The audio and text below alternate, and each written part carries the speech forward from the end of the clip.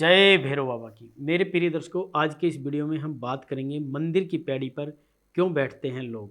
देखिए, बड़े बुजुर्ग कहते हैं कि जब भी किसी मंदिर में दर्शन के लिए जाएं तो दर्शन करने के बाद बाहर आकर मंदिर की पैड़ी या आटले पर थोड़ी देर बैठते हैं। क्या आप जानते हैं इस परंपरा का क्या कारण है?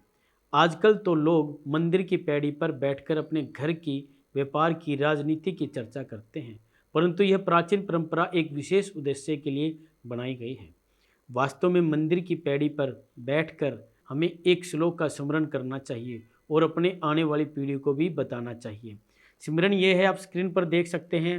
अनायासेहिन मरणम बिना देनियन जीवनम ध्यान तो सांध्यम देहि में परमेश्वरम।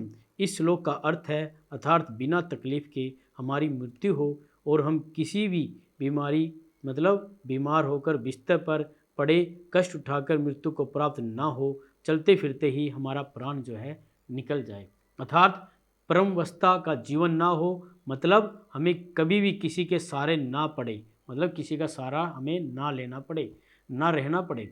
जैसे कि लकवा हो जाने पर व्यक्ति दूसरे पर आश्रित हो जाता है, वैसे परमवश या बेवश ना हो, ठाकुर जी की कृपा से बिना भीख के ही जीवन बसर हो सके, अर्थात जब भी मृत्यु हो तब भगवान के सम्मुख हो।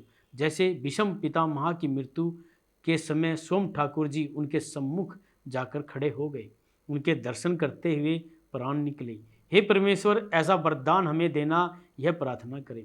गाड़ी, लड़का लड़की, पति पत्नी, घर, धन यह नहीं मांगना चाहिए, यह तो भगवान आपकी पात्रता के हिसाब से खुद आपको जो है देते हैं। इसलिए दर्शन के बाद बैठकर यह प्रार्थना अवश्य करनी चाहिए। यह प्रार्थना याचना नहीं है, यह प्रार्थना है।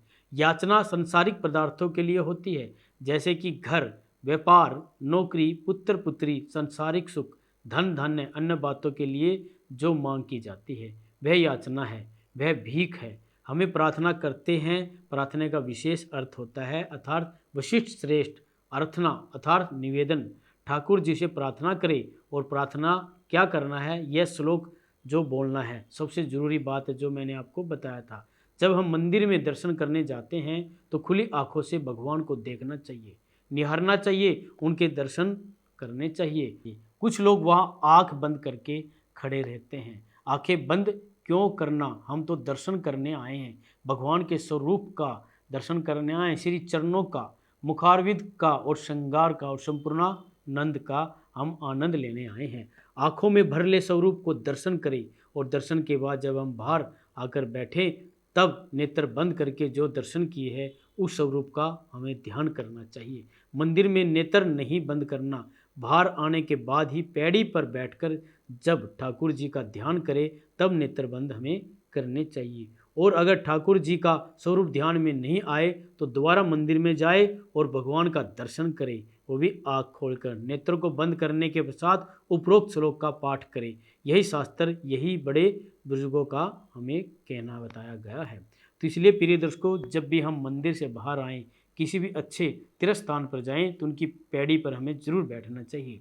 और अगले वीडियो में कुछ विशेष चीज़ आपके लिए लेकर आने वाला हूं। तो आज के लिए बस इतना ही और मिलते हैं अगले वीडियो में। जय भैरव बाबा की।